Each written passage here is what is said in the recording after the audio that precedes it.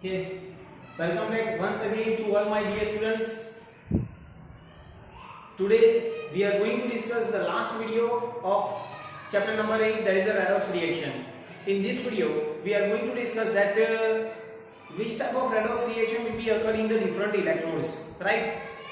So basically you all know that when we use the redox reaction, in one video we had discussed the uses of the redox reaction, that the redox reaction will be used in the battery, right? Means in battery the chemical energy is converted into electrical energy, as you all know. Just like if we take one example, just like cell.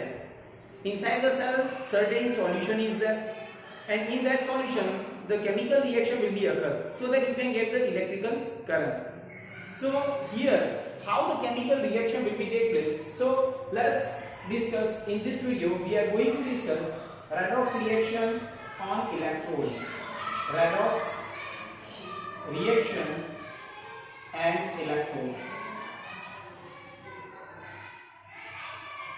Now first of all, as you all know that how the redox reaction will be take place.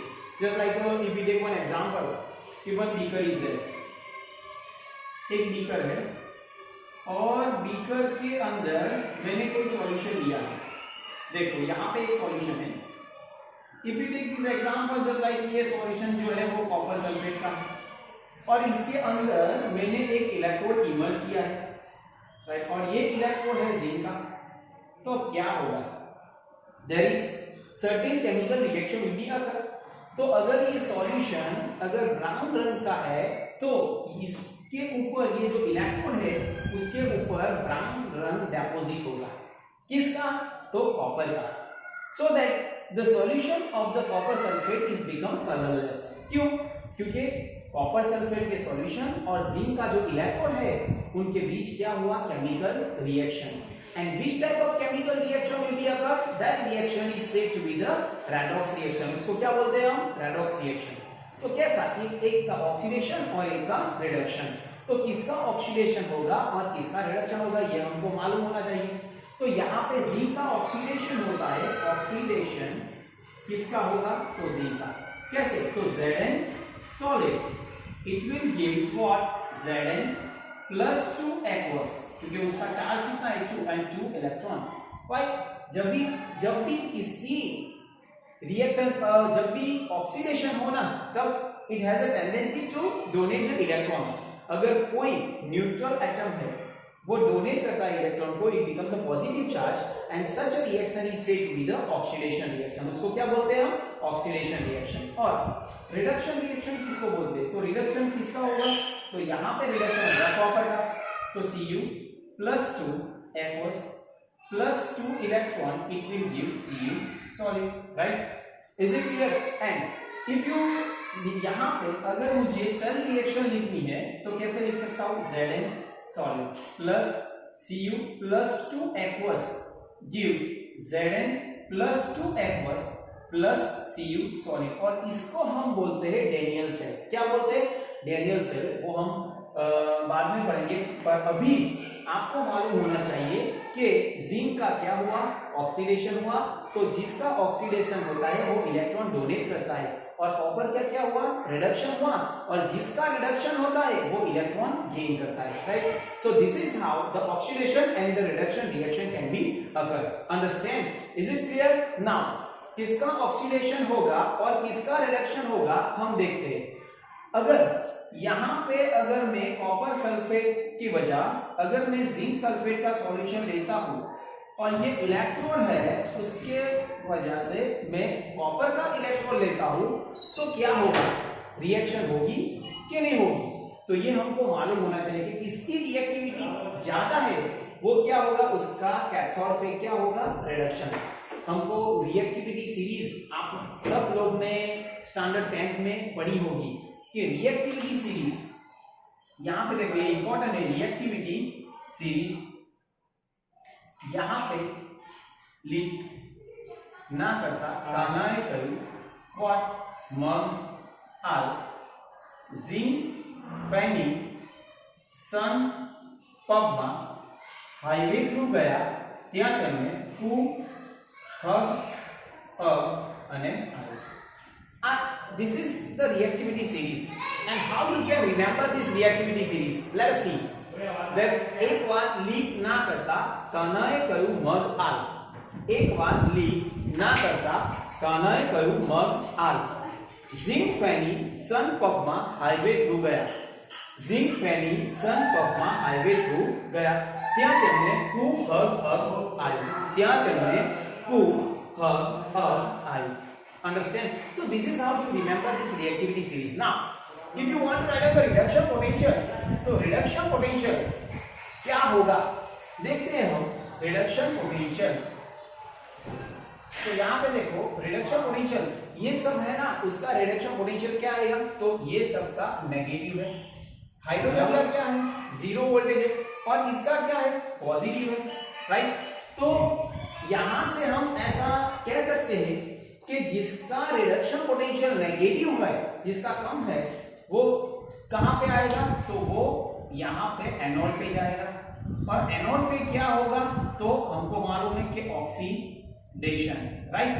और जिसका oxidation होता है उसको हम बोलते हैं strong what reducing agent. उसको हम बोलते हैं स्ट्रॉन्ग रिड्यूसिंग एजेंट. अंडरस्टैंड? और ये जिसका रिडक्शन पोटेंशियल पॉजिटिव है या तो ज्यादा है ना, तो वो कहां पे जाएगा? तो वो जाएगा कैथोड पे. और कैथोड पे क्या होगा? तो रिडक्शन. राइट? तो इसको हम क्या बोलते हैं? तो strong oxidising agent. Oxidising agent, तो उसको हम बोलते हैं स्ट्रॉन्ग ऑक्सीडाइजिंग एजेंट. इसको स्ट्रॉन्ग रिड्यूसिंग एजेंट और इसको strong oxidising.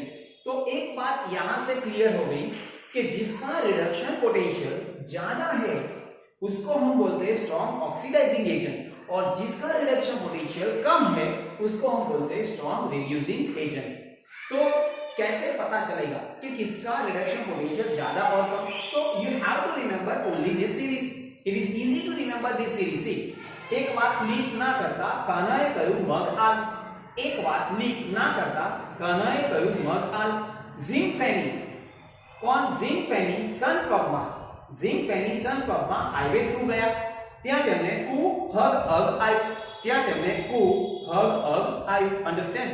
And the most important thing that you have to remember that यहां पे हाइड्रोजन है ना, उसको हम रेफरेंस इलेक्ट्रोड बोलते हैं. क्या बोलते हैं? Reference electrode.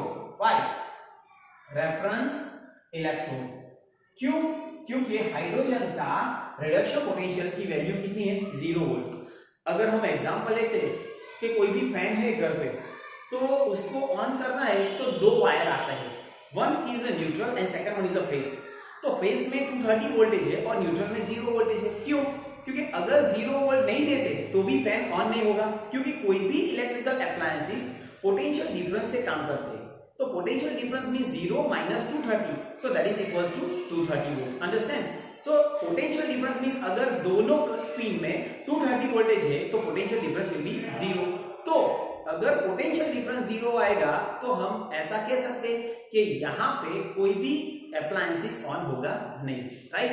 तो यहाँ पे भी ऐसा ही है कि अगर मुझे let us suppose if I want to find out the reduction potential of ion, मुझे आयन का रिडक्शन पोटेंशियल फाइंड आउट करना है, तो मैं क्या करूंगा? रेफरेंस इलेक्ट्रोड ले लूंगा. Right? So whatever the potential difference is there, ये दोनों के बीच जो भी डिफरेंस आए, वो जो वोल्टेज आए वो किसका होगा? आयन का. अंडरस्टैंड?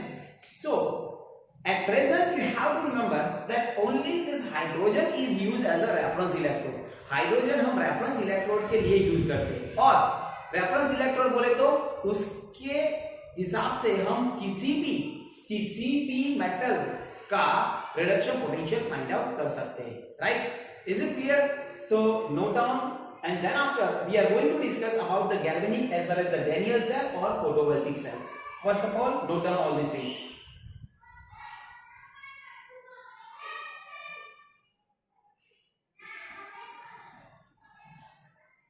ओके, चलो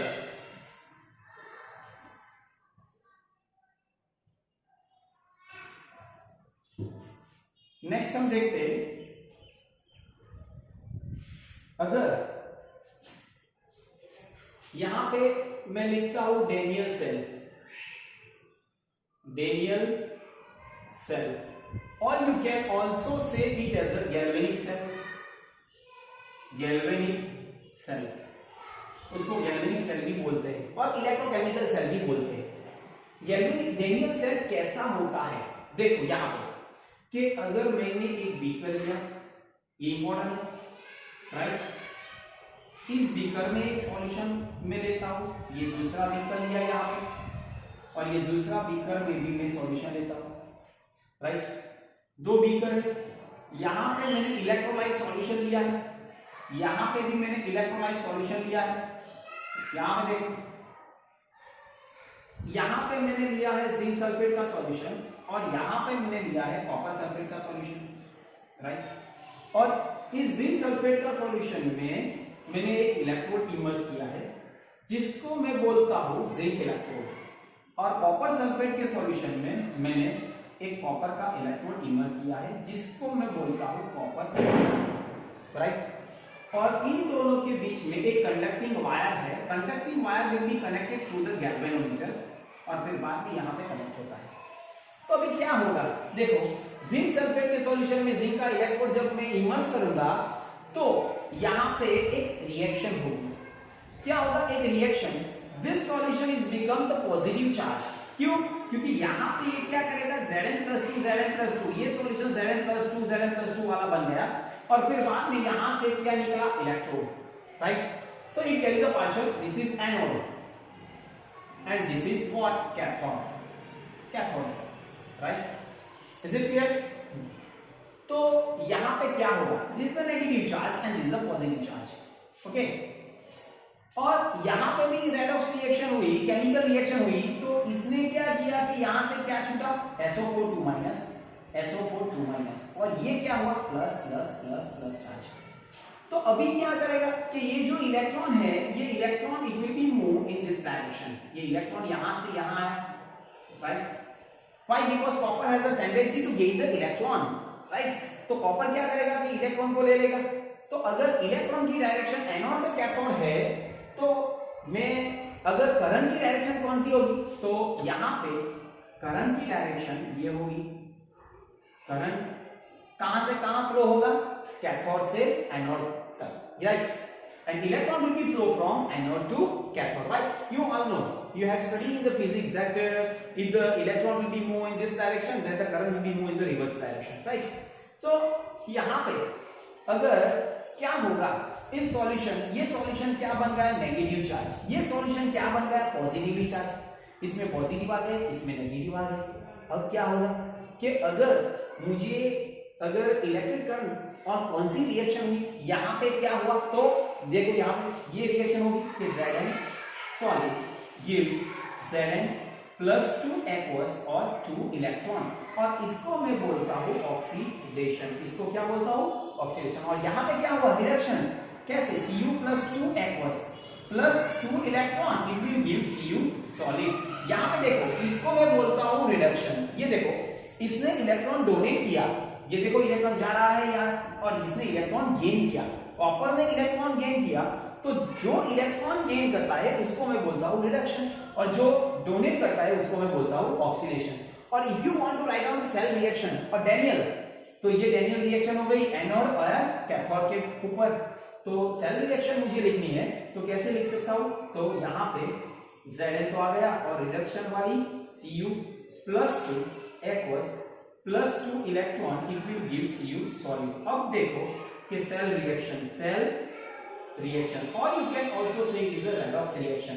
तो यहां पे देखो Zn solid plus Cu+2 aqueous और यहां पे 2 इलेक्ट्रॉन भी कैंसिल आउट, Zn+2 और Cu सॉलिड। ये देखो ये क्या हुआ, रेडॉक्स रिएक्शन, डैनियल सेल की रेडॉक्स रिएक्शन हो गई। बट यहां पे क्या होगा कि ये सॉल्यूशन पॉजिटिवली चार्ज हो गया, ये सॉल्यूशन नेगेटिवली चार्ज हो गया, तो अभी electric current will not be flow. So you have to enter, यहां पे सॉल्ट ब्रिज आपको रखना पड़ेगा। क्या रखा, सॉल्ट ब्रिज। ये देखो ये सॉल्ट ब्रिज है, इसको मैं बोलता हूं सॉल्ट ब्रिज। उसके अंदर NH4NO3 KNO3 KCl कोई भी सॉल्यूशन आप रख सकते हो। इसमें अगर मैंने KCl रखा है तो यहाँ पे क्या आएगा, ये पेस्ट है, तो ये यहाँ पे आएगा K प्लस और यहाँ से क्या आएगा Cl माइनस, राइट। तो ये K प्लस क्या करेगा, इस सॉल्यूशन को न्यूट्रलाइज करेगा, यहाँ पे Cl माइनस क्या करेगा, इस सॉल्यूशन को न्यूट्रलाइज करेगा। तो दोनों सॉल्यूशन, एक सॉल्यूशन जो नेगेटिवली चार्ज था वो न्यूट्रलाइज हो गया, जो पॉजिटिवली चार्ज था वो भी न्यूट्रलाइज हो गया। So what is the main function of the salt bridge, that it is used to join the two half cell, दो हाफ सेल को ज्वाइन भी करता है और दो हाफ सेल में जो भी सॉल्यूशन है उसको न्यूट्रलाइज करता है। कौन न्यूट्रलाइज करता है, तो मैं बोलूंगा common salt bridge. It is a U shape, glass tube is there, all this things you have to write down, right. अभी इसको मैं बोलूंगा डेनियल सेल। अभी क्या हुआ कि एक के अंदर क्या हुआ, एनोड के अंदर क्या हुआ, तो ऑक्सीडेशन और कैथोड के ऊपर क्या हुआ, रिडक्शन। अगर ये जो इलेक्ट्रोड दोनों मैंने इमर्स किए हैं, after this reaction if I take out this electrode, wash it with the help of water, and then after if I weight it, then it will be observed that the weight of the anode will be decreased and the weight of the cathode will be increased. जो cathode का electrode है ना उसका weight increase होगा और anode का जो electrode है उसका वेट क्या होगा, कम होगा, राइट। तो ये सब आपको आना चाहिए। अभी electron will be flow from anode to cathode, then the electric current will be flow from cathode to anode, right। यहाँ पे सॉल्ट ब्रिज का मेन फंक्शन क्या है, तो आपको मालूम होना चाहिए कि सॉल्ट ब्रिज क्या करता है, दोनों हाफ सेल को ज्वाइन करता है और दोनों हाफ सेल के अंदर जो सॉल्यूशन है, electrolyte solution, it will be used to neutralise that solution, उस सॉल्यूशन को न्यूट्रलाइज करता है, so that the electric current will be continuously flow from anode to cathode or cathode to anode, understand। so this is how, and this cell is said to be the Daniell cell। इसको क्या बोलते हैं, Daniell cell। अगर मुझे standard cell लिखना है, standard कब कहेंगे सेल को, स्टैंडर्ड सेल कब, तो अगर टेम्परेचर अगर 298 केल्विन हो, देन प्रेशर 1 बार हो, and concentration of solution that is equals to 1 molar ho, 1 molar, then we can say that such a cell is said to be the standard cell। तो इस cell को हम क्या बोलेंगे, standard. Main important point यहाँ पे है कि अगर सॉल्यूशन की कॉन्सेंट्रेशन 1 मोलर होनी चाहिए, दोनों सॉल्यूशन का, तो सॉल्यूशन की कॉन्सेंट्रेशन अगर 1 मोलर हो तो उस सेल को हम क्या बोलेंगे, standard cell, understand. So this is how you have to know that which type of redox reaction will be occur, ये आपको मालूम होना चाहिए। अगर मैं ऐसा लिखूं कि यहाँ पे दूसरा, if I want to write down the another this cell, then how, ये सीरीज तो मैंने लिखी, लीक ना करता काना है करूं, मग आग जिंक पेनी सन पब्मा हाईवे हो गया, क्या करने को हब अने, राइट। ये सीरीज है, इलेक्ट्रो रिएक्टिविटी सीरीज। अगर मैं यहां पे लिखता हूं कि ये एक सॉल्यूशन लिया है और इसमें अगर AgNO3 सॉल्यूशन है, AgNO3, और यहां पे जो इलेक्ट्रोड इमर्स किए हैं वो अगर सॉल्यूशन AgNO3 है और इलेक्ट्रोड जिंक का है, तो रिएक्शन अकर होगी, क्या होगा कि AgNO3 का क्या होगा, तो हमको मालूम है कि इसका रिडक्शन और इसका oxidation. If you want to write out that reaction, अगर आपको वो रिएक्शन लिखनी है तो कैसे लिख सकते हो, चलो ये तो हो गया, राइट। अगर इसकी रिएक्शन आपको लिखनी है तो इस तरह से लिख सकते हो कि पहले एनोड पे ऑक्सीडेशन, एनोड, चलो ऑक्सीडेशन, राइट। तो किसका ऑक्सीडेशन होगा, तो जिंक का। यहाँ पे एनोड नहीं है तो एनोड रब कर दो, सिर्फ लिखो ऑक्सीडेशन, किसका ऑक्सीडेशन हुआ बेटा, तो जिंक का। तो मैं ऐसा लिख सकता हूं, Zn solid gives Zn plus 2 electron, और रिडक्शन किसका होगा, तो रिडक्शन Ag का, तो Ag plus 1 electron, it will gives Ag solid। But as I told you that the transfer of the electron will be equal, जितना electron donate करता है उतना ही इलेक्ट्रॉन गेन करना चाहिए। तो ये 2, तो यहाँ पे 2, तो multiply it by 2, understand. So 2 will be cancel out। And if you want to enter the cell reaction, then Zn solid plus 2 Ag plus gives Zn plus 2 aqueous plus 2 Ag. Understand or not? इस तरह से। पर अगर मैं ऐसा लिखता हूं कि अगर ये Ag का इलेक्ट्रोड है और यहां पे जिंक सल्फेट का सॉल्यूशन है, तो ये रिएक्शन नहीं होगी। क्यों? क्योंकि Ag का क्या होना चाहिए? Ag का सॉल्यूशन। क्यों? क्योंकि जिसका रिडक्शन पोटेंशियल ज्यादा है उसका सॉल्यूशन होना चाहिए, और जिसका रिडक्शन पोटेंशियल कम है उसका इलेक्ट्रोड होना चाहिए। ये बात आपको याद रखने की है। और किसका ज्यादा है किसका कम है, ये मैंने टेक्निक आपको सिखाई। तो जिसका रिडक्शन पोटेंशियल ज्यादा है वो सॉल्यूशन होना चाहिए, क्योंकि उसकी इलेक्ट्रॉन गेन करने की टेंडेंसी ज्यादा होगी। और जिसका रिडक्शन पोटेंशियल कम है वो कहां पे होना चाहिए? उसका इलेक्ट्रॉन होना चाहिए। क्यों? क्योंकि उसकी इलेक्ट्रॉन गेन करने की कैपेसिटी कम होगी। Understand? Is it clear? So this is how you have to remember all this things. Is it clear? So one form of energy is converted into the another form, and such a cell is said to be the Daniell cell, right? So in this video, up to this much will be enough. In the next video, we are going to discuss about the exercise of the redox reaction. So today, to this much enough. Thank you very much.